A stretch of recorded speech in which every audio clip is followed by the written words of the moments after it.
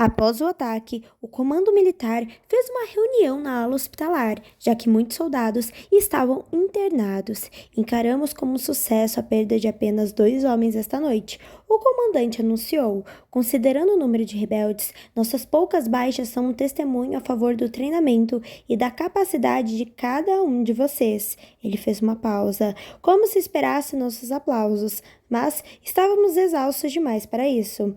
Tivemos 23 rebeldes para um julgamento após interrogatório, o que é fantástico. Contudo, estou desapontado com a contagem de corpos. Nesse momento, ele nos encarou. 17 rebeldes mortos. Avery baixou os olhos. Já tinha confessado que 2 eram dele. Vocês não devem matar, a não ser que outro soldado esteja sob ameaça direta ou que a família real seja atacada. Precisamos dessa escória viva para os interrogatórios. Escutei os muxuxos pela enfermaria. Eu não gostava daquela ordem. Poderíamos acabar as coisas muito mais rápido se simplesmente eliminássemos os rebeldes que invadiam o palácio. Mas o rei queria suas respostas. E diziam por aí que havia torturas especiais para extrair informações dos rebeldes. Esperava nunca descobrir quais eram. Dito isso, todos vocês fizeram um excelente trabalho para proteger o palácio e reprimir o ataque. Quem não estiver entre os poucos pacientes graves pode seguir a escala habitual. Se possível, durmam um pouco e preparem-se. O dia será longo com o palácio nesse estado. O chefe dos mordomos achou melhor que a família real e as garotas da elite realizassem suas tarefas do lado de fora, enquanto os funcionários trabalhavam para deixar o palácio apresentável de novo. As visitantes da Federação Alemã e da realeza italiana chegariam em poucos dias, e as criadas já estavam sobrecarregadas com os preparativos. O sol escaldante, o cansaço extremo e o uniforme engomado me deixavam desconfortável. Somando-se a isso, a dor terrível do machucado na minha cabeça, as feridas ocultas do estrangulamento e um ferimento na perna que eu nem sabia como tinha adquirido. Estava praticamente em frangalhos. A única coisa boa daquele dia era poder ficar perto de América. Ela estava sentada ao lado de Chris, planejando a organização do evento. Com exceção de Celeste, nunca tinha visto América irritada com as outras garotas, mas sua linguagem corporal denunciava que ela não estava feliz com a companhia. Chris, porém, parecia completamente alheia a isso. Não parava de falar com América e de tempos em tempos lançava um olhar para Maxon. Fiquei incomodado ao notar que América fazia o mesmo, mas duvidei que seus sentimentos tivessem mudado. Como ela poderia olhar para ele e não lembrar dos gritos de Marley? As tendas e mesas espalhadas pelo gramado davam a impressão de que a família real estava realizando uma festa no jardim. Se não tivesse visto com meus próprios olhos, jamais adivinharia que o palácio havia sido saqueado. Todos ali costumavam esquecer os ataques e seguir em frente. Não sabia se ignorava os ataques porque pensar muito sobre eles os tornava mais assustadores ou simplesmente porque não havia tempo a perder. Ocorreu-me que, se a família real parasse para pensar sobre os ataques, talvez descobrissem um jeito melhor de impedi-los. Não sei nem por que me dou o trabalho, o rei disse, um pouco alto demais. Em seguida, entregou um papel a alguém e ordenou discretamente: apague as anotações de Maxon, só servem para causar distrações. Enquanto essas palavras preenchiam meus ouvidos, minha visão era ocupada apenas pelo olhar de América. Ela me observava atentamente. Pude notar sua preocupação com as bandagens da minha cabeça e com meus passos mancos. Pisquei para ela na tentativa de acalmá-la. Não tinha certeza se conseguiria passar o dia inteiro fazendo rondas e depois ainda pegar o posto de guarda na frente de seu quarto à noite. Mas se esse fosse o único meio de... Rebeldes, corram! Olhei depressa para os portões do palácio. De certo, alguém se confundira. O quê? Perguntou Merkson. Rebeldes, dentro do palácio, berrou Lodge. Estão chegando. Vi a rainha levantar no piscar de olhos e, sob a proteção de suas criadas, correr para uma entrada secreta na lateral do palácio. O rei juntou-se à papelada. No lugar dele, estaria mais preocupado com meu pescoço do que qualquer informação vazada, seja qual fosse.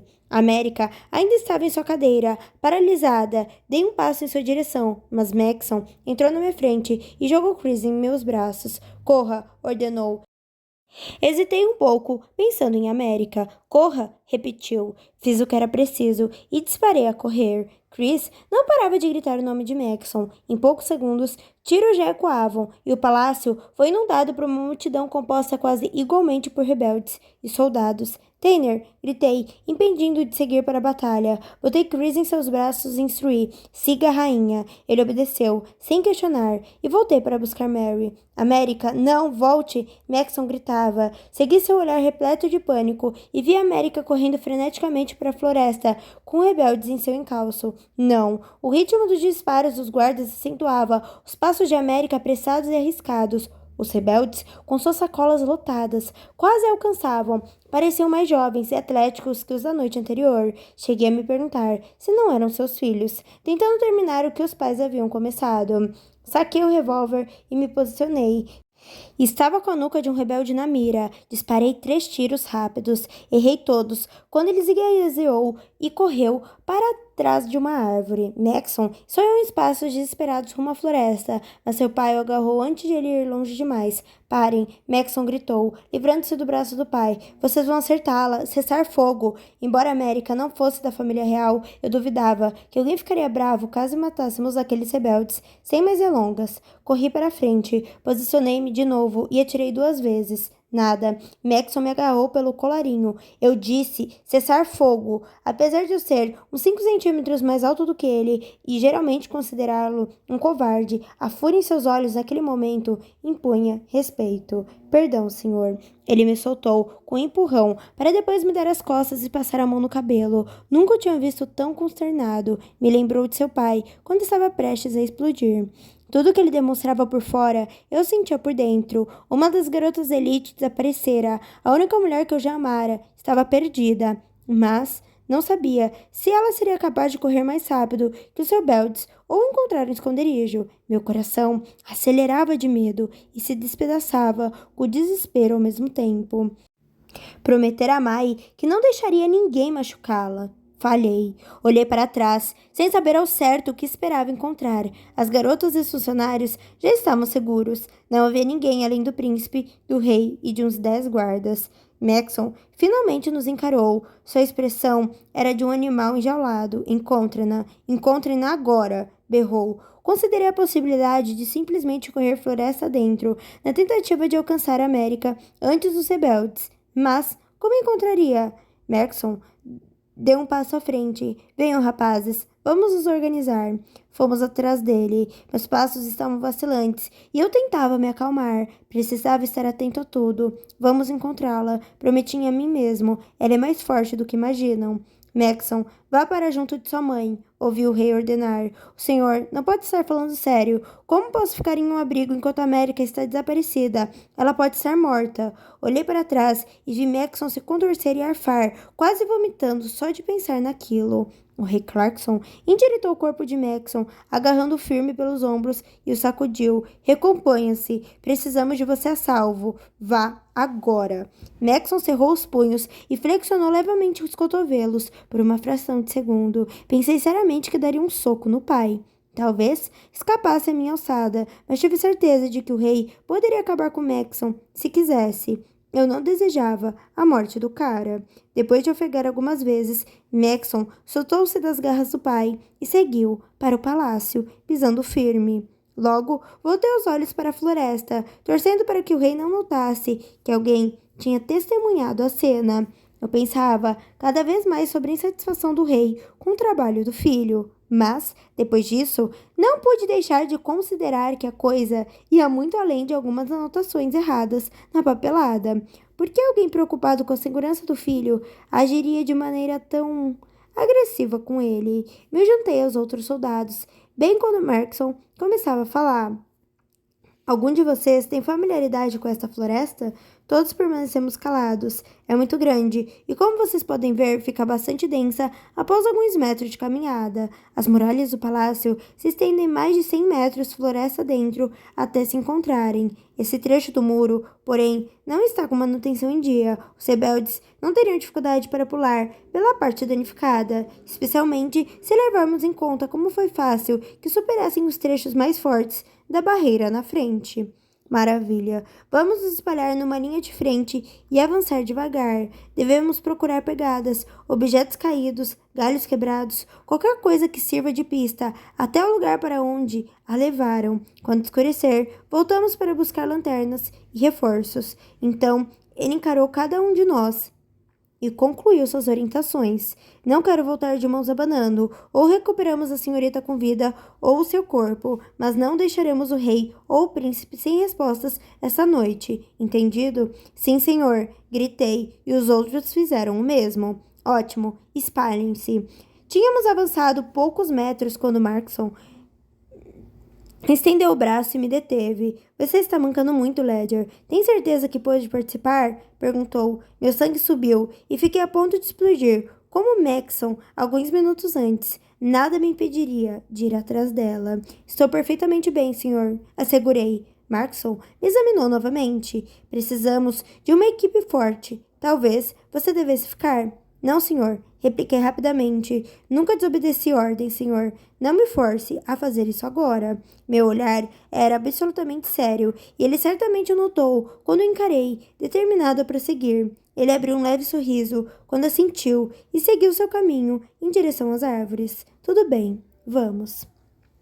Tudo parecia em câmera lenta. Gritávamos por América e parávamos à espera de uma resposta. Várias vezes, a brisa mais leve ou o ruído mais suave bastavam para nos enganar. De vez em quando, alguém descobria uma pegada, mas a terra estava tão seca que a trilha se desfazia 2 passos à frente, nos deixando apenas com a sensação de tempo perdido. 2 vezes, encontramos pedaços de tecido presos em arbustos, mas nada que correspondesse às roupas que a América vestia. O pior foi encontrar algumas poucas gotas de sangue. Ficamos 1 hora parados para examinar a copa de cada árvore, analisar a cada grão de terra que poderia ter sido revirado por passos. A noite começava a cair e logo perderíamos a luz. Enquanto os outros avançavam, fiquei para trás por 1 minuto. Em qualquer outra circunstância, teria achado tudo aquilo lindo. A luz, filtrada pelas folhas, parecia o espírito dos raios de sol. As árvores tocavam-se no alto,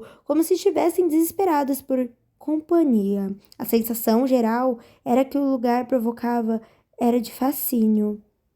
E eu precisava me preparar para a possibilidade real de voltar sem América. Pior, podia voltar com seu cadáver nos braços. Doía só de pensar pelo que lutaria no mundo, se não por ela. Eu estava em busca das coisas boas, e ela era a única coisa boa em mim. Segurei as lágrimas e permaneci forte. Só precisaria continuar lutando. Certifique-se de ter vasculhado todos os lugares. Markson relembrou. Se a mataram, podem tê-la pendurado ou tentado enterrá-la. Atenção! As palavras dele renovaram minha dor, mas me esforcei para continuar.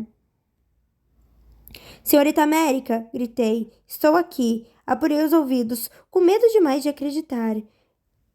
Estou aqui, a voz repetiu. América apareceu correndo, suja e descalça. Guardei a arma e abri os braços para ela. Graças aos céus, eu disse aliviado. Quis beijá-la naquele mesmo instante. Mas saber que ela estava respirando e nos meus braços teria que bastar. Estou com ela, está viva. Avisei os outros e observei uniformes vindo na nossa direção. Ela tremia um pouco e dava para perceber que ainda estava atordoada com toda aquela situação. Não ligava para o ferimento na perna. América ficaria em meus braços de qualquer jeito. Peguei-a no colo e ela se segurou no meu pescoço. Estava com muito medo de encontrar seu corpo por aí. Admiti. Você está ferida? Um pouco, nas pernas. Olhei para baixo e vi uns arranhões cobertos de sangue. De modo geral, tivemos sorte. Markson parou na nossa frente, tentando esconder sua felicidade por encontrá-la. Senhorita América perguntou, você tem algum ferimento? Apenas uns arranhões da perna. Eles tentaram machucá-la? Não, eles não me pegaram. Essa é minha garota.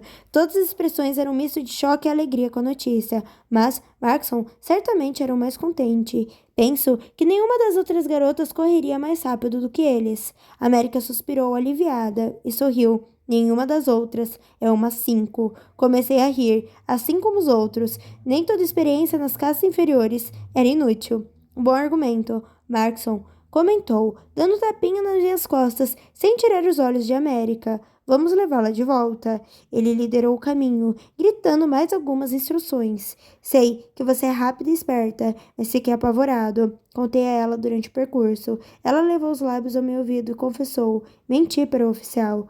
O que você quer dizer? Cochichei de volta. Eles chegaram a me alcançar. Encarei-a, imaginando o que seria tão ruim a ponto de ela não querer contar, na frente dos outros. Não fizeram nada, mas uma menina me viu, América continuou. Ela fez uma reverência e foi embora. Fiquei aliviado e em seguida confuso. Reverência? Também fiquei surpresa. Ela não parecia brava ou ameaçadora. Na verdade, parecia uma garota normal. Depois de uma pausa, acrescentou. Ela estava com livros, um monte de livros.